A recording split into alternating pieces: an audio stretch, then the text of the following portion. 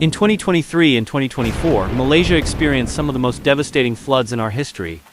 States like Selangor, Johor, and Kelantan were hit hard. Over 100,000 people were displaced and damages surpassed Rm2 billion. But beyond the water and destruction, these floods exposed something deeper: serious gaps in leadership and disaster preparedness. Delays in evacuation, poor communication, and a lack of coordination between agencies all pointed to weaknesses in our disaster management system. This presentation looks at how leadership played a role during these floods. We explore how public authorities responded, what leadership approaches worked or didn't, and how we can lead better in future crises. Today, I'll briefly explain the background of our topic: the devastating floods that hit Malaysia in 2023 and 2024. These natural disasters were not only widespread but also exposed serious weaknesses in our disaster management system. Floods in Malaysia typically happen in two forms: monsoon floods and flash floods. Monsoon floods occur during the northeast monsoon, mainly affecting states like Kelantan, Terengganu, and Pahang. Flash floods, however, are often caused by rapid and unplanned urban development, which blocks natural water flow.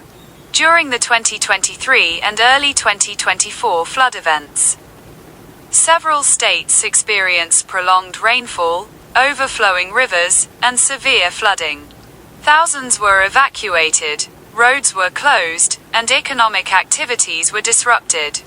Despite having agencies like NADMA, there were still major issues such as delayed evacuation, poor coordination, and lack of basic supplies at relief centers.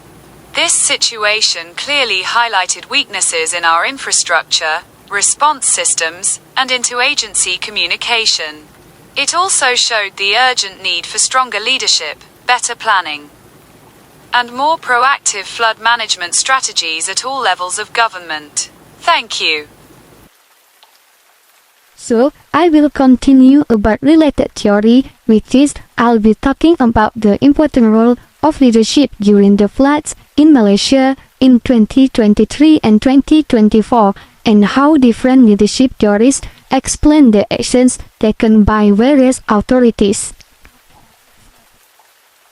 First, these disasters show us that strong leadership is key in managing crises, from government officials to local leaders. Everyone play a role, and we can understand their actions better through leadership theories. For example, transformational leadership was seen in how agencies like NADMA motivated their teams, encourage quick response, and promote creative solutions like flood preparedness campaigns. Situational leadership was important too. Yearly in the floods, leaders had to act decisively, guiding evacuations and emergency relief. Later, they shift to supporting recovery efforts and rebuilding. With crisis leadership, fast decision-making, and emotional stability help prevent panic. Leaders who communicated clearly and stay composed had a big impact.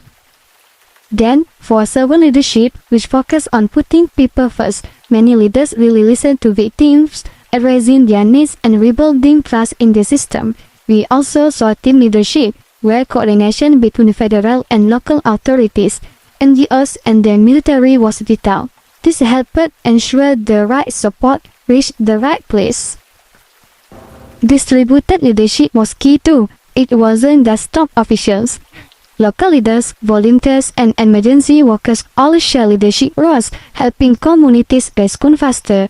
Finally, collaborative leadership brought everyone together, which is different organizations work toward a common goal, reducing overlap and improving efficiency.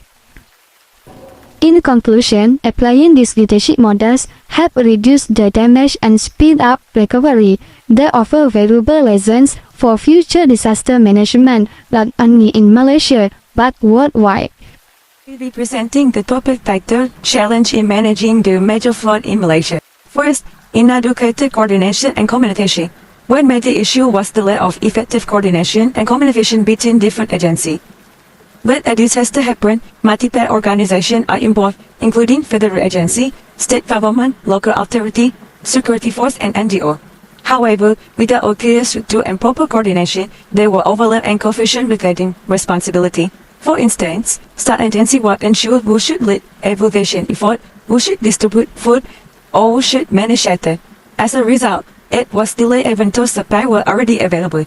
Second, with an inadequate infrastructure, the second challenge is the weakness of Malaysia's infrastructure, especially in terms of drain system. Many of our drainage systems were built decades ago and were not designed to handle the current intensity of rainfall caused by climate change. The result? Homes were destroyed, public facility damaged, and many people lost their livelihood. This highlights the urgent need to move from reactive disaster response to move proactive and preventive infrastructure strategy. Third, resource constraints. The third challenge involved limited resources, both in terms of manpower and equipment. During the flood, many local authorities did not have enough rescue boats, amphibious vehicles, or emergency supply. They assist everyday communicating quickly. Evermore, Orient, some rescue personnel were also victims themselves. With their own home flood, they were unable to perform their duty properly. This further reduced the capacity of the rescue team. The root cause including lack of the dedicated annual disaster budget, delay in emergency funding, and poor long-term planning. All of this proves that Malaysia's current disaster management system is not yet mature enough to effectively respond to a large-scale emergency. In conclusion, this flood has been a wake-up call. Malaysia needs better coordination, stronger infrastructure, and more resources to ensure we are prepared for future disasters. Thank you. Malaysia, an area prone to annual monsoon floods, faces ongoing challenges in mitigating the devastating effects. Here are some solutions to overcome the issues. Firstly, create a mandate. To comprehensively address the issue of inadequate coordination and communication, an essential component involves strengthening the central coordinating authority, typically the National Disaster Management Agency, NADMA, by clearly defining its mandate, providing with the necessary authority to direct and synchronize the efforts of all relevant ministries and agencies during a flood crisis, and equipping it with a sophisticated, integrated communication and command structure. In order to optimize reach and impact, especially in areas with limited connectivity, this consolidated hub should act as the single point of truth for all flood-related information. Secondly, drainage system in many urban centers are often undersized and poorly maintained.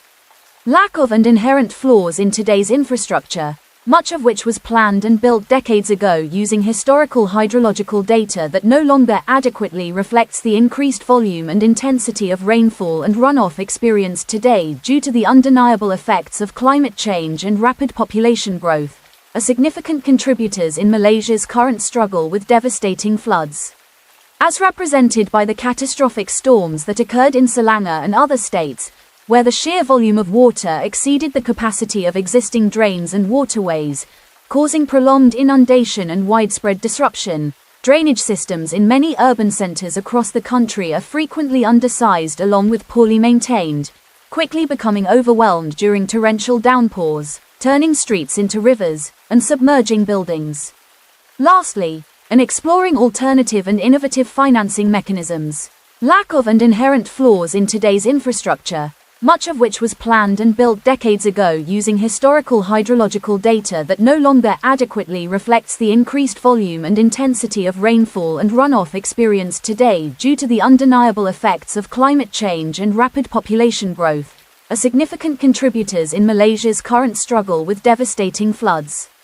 As represented by the catastrophic storms that occurred in Selangor and other states, where the sheer volume of water exceeded the capacity of existing drains and waterways, causing prolonged inundation and widespread disruption, drainage systems in many urban centers across the country are frequently undersized along with poorly maintained, quickly becoming overwhelmed during torrential downpours, turning streets into rivers, and submerging buildings.